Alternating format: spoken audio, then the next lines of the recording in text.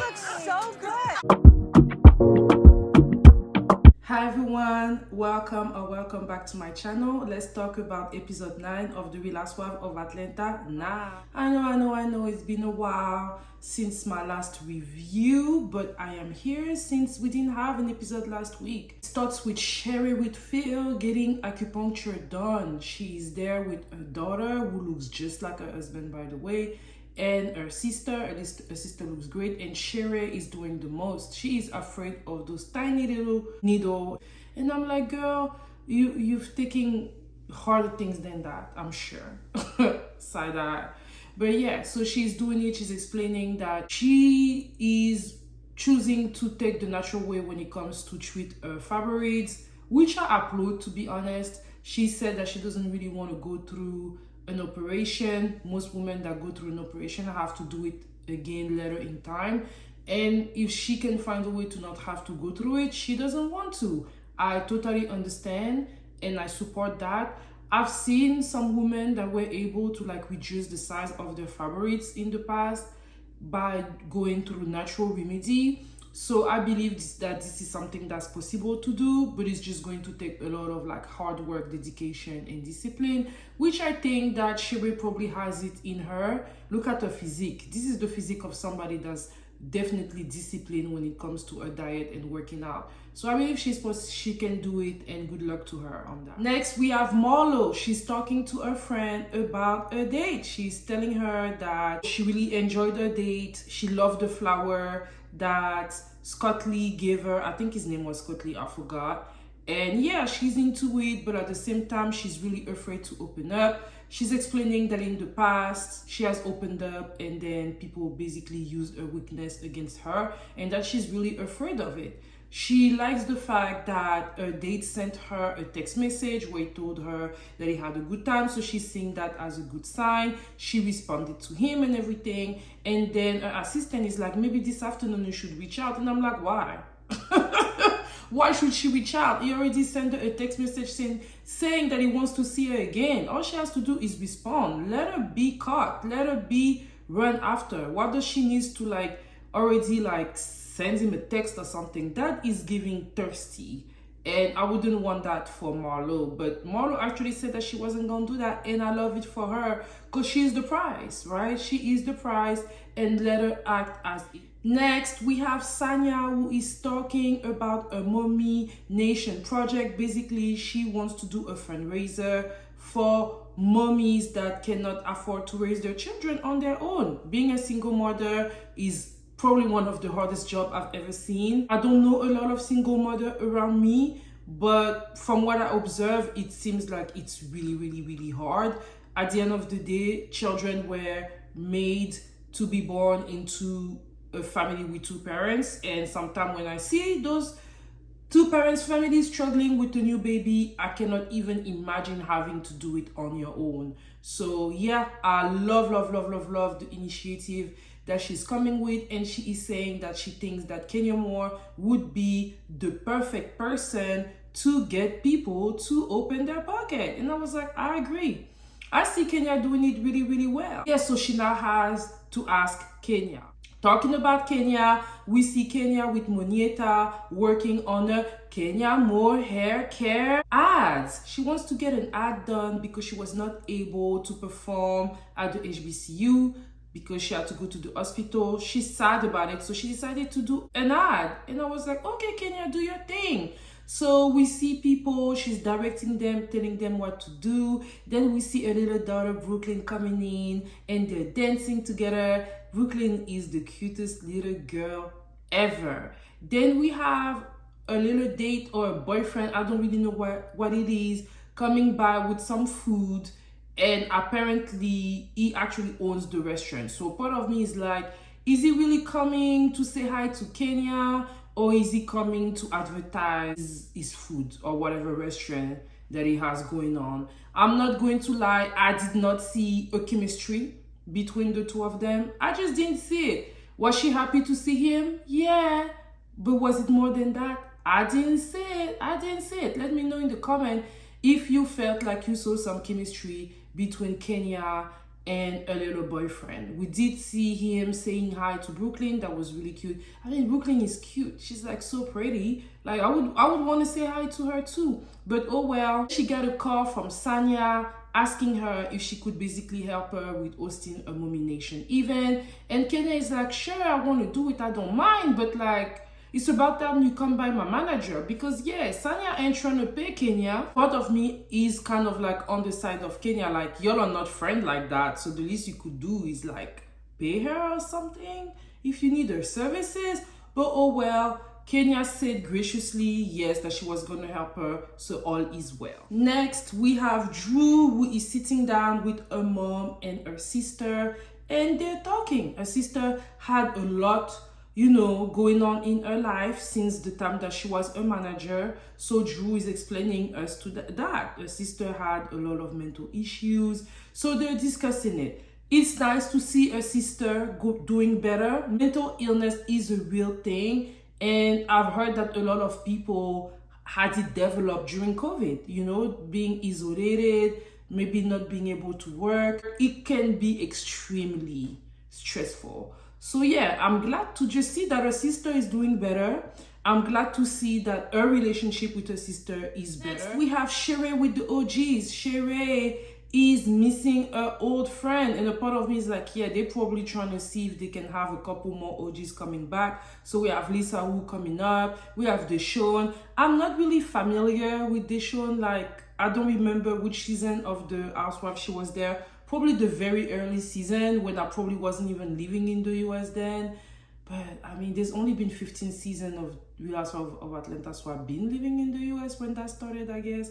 I don't know, but yeah. We have Kim Salsett coming in, and she's like, yeah, look at me, look at me. What's up? One thing I'm going to say about Miss Little Kim Zolciak is that all those surgery paid off. I mean, that body is bodying. Like, clap, clap, clap to the surgeon. Yeah, they're talking, you know, about Sheree's relationship with the new girl and how it is with the old girls. And Kim is reminding that she doesn't really like Kenya because Kenya talked about her children. They basically have some good banter, talk about what has been going on with them. They also mentioned that they all got a divorce after their reality TV stunt, which really is an indication that reality TV might not be for the weakest of the couple. It's nice to see them. Sheree is telling them that the ladies and all, they're going to go to Portugal because she really needs to travel because of a fibroid situation, and she's really trying to like heal herself. And a part of me is like, what is there in Portugal that's natural that's going to help you? Maybe the food, but outside of that, I'm wondering, is there anything specific? But oh well. And then we have a snippet of Kenya Moore talking about, oh, I'm excited about going to Spain. They said Portugal, girl. Spain is not Portugal. She said it so randomly, and like so confidently, and I'm like, girl, you're confidently wrong. Next, we see a snippet of Kandi running through a schedule for the day, and as usual, Kandi is booked and busy. Next, we make it to Sanya's event for Mommy Nation, and we see her getting her hair done by her sister, and her sister is looking pissed. Apparently, she was just told about Sanya needing services for the event, and she's not happy about it. So she's pissed. And then we see Sanya crying, but the sister is like, And a part of me is like, man, like, Sanya is giving me very spoiled. Like, everybody is at her services, and she might be trying to do things better for family, but it's not working. And I didn't really like her crying. I'm not gonna lie. Nobody likes to see people crying, but her sister is over it because she's probably used to Sanya, you know, crying maybe because she wants things to be a certain way, but things are not working. Obviously, she has a lot of love for her sister, but at the end of the day, all your sister is asking of you is to communicate better. It seems like Sanya might be the type of girl that's like really last minute. I'm doing my thing when I want to do them. And not really communicating like she should. And her sister is trying to tell her, but like, I'm not just your hairdresser. I am a mom. You cannot just, ask me to come and do things at the last minute and stuff like that. This is really inconveniencing. And a part of me is like, Sanya, I understand you crying, but at the same time, girl, just do a better job to communicate with your sister you're living with. Jesus, you just share a Google Calendar with her, something. Whatever you can do to make sure that your sisterly relationship don't be hindered by your professional one. I mean, this is an easy fix. No need to cry.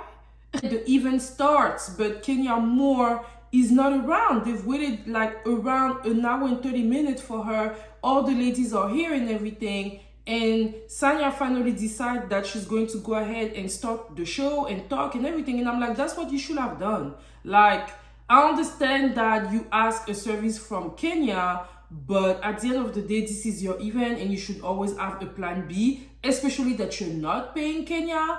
So yeah, I do feel like, yeah, Kenya is late. She definitely shouldn't be late. But at the same time, you should have a better plan. When she called Kenya to ask her where she's at, Kenya is like, yeah, I'm getting my makeup done, but also I want to be seated next to my guest. I understand. Listen, you're coming with somebody probably for like moral support or something, and your guests don't know people maybe that are there. You don't want to be separated from your guests. I didn't feel that that was like a big request. I'm going to be honest with you, but I do wish that Kenya was on time. Sanya is starting and everything, and it's looking good. The venue is looking good. The decor is nice. The ladies are eating. Kandi is coming, so Sanya is sending some shade away, talking about she's gracing us her presence. Kandi is busy, so unless you really have something plausible and tangible going on, she might not make it, right? So it is what it is. She wants to give like a special, trophy to like the OG mom, and she gave it to Sheree, and Sheree's son come, and it's give me very shy. Her son is very handsome young gentleman, and she's very happy to see her son. So it definitely is a cute moment. We have Kenya coming up, and she's wearing that red dress, and she had her hair, and I'm like, girl, what is this? You know what I mean? And it's crazy because I've seen several influencers wearing that dress, and they looked way better than Kenya Moore in that dress. I feel like this is the type of dress that you can maybe pull up if you're like on the slender side. I don't think this is it for like a very curvy woman, especially that there's a lot going on. Like, I've really seen people wear the F out of that dress, but it just does not fit Kenya Moore as much, I would say. And I don't like the dress with the boots. Like, the look she pulled up was not a good look for her. As soon as she really takes the mic, I mean, I was hyped. I was really hyped. Like, Kenya did an excellent job. Like, she's talking about, oh yeah, the goal is 50,000. We're going to double it because that table over there, they can do it. I loved everything about that moment. I felt like this was worth her being late, because at the end of the day, all the ladies, gave money. And Kandi is a rich, person, so she likes to remind people that she can do it. So she's like, can you do it? I'm gonna match you. You can do it, I can match you. Kandi likes that, right? And so they're all giving money, and total amount is like $78,000. And I'm like, cha-ching, your goal was 50,000, you got 78. That's pretty good. That's really, really good. So congratulations to Kenya. And well, of course, congratulations to Sanya, but Kenya did a great job, and I thought that was worth her being late. I'm just saying. And even Sanya said it. Guys, I even like, how Sanya was putting number into context when she's saying, well, the average rent in Atlanta is XX amount. So if you're giving this amount, you're basically helping those ladies covering 6 months of their rent. I loved it. I was like, good job. It touched me. Seeing black women, like, putting their money where their mouth is, successful black women doing the thing. That was a moment. Let me all know what you thought about that. That's it, y'all. So that episode obviously didn't have much going on, but the preview for the second part of the season came out, and I'm going to look at it and probably going to do a reaction for it. So be on the lookout for that. For those of you that are new, hey, welcome, and I invite you to, And for those of you that have been here with me, supporting me, thank you all so much, and I will see you all soon. Bye.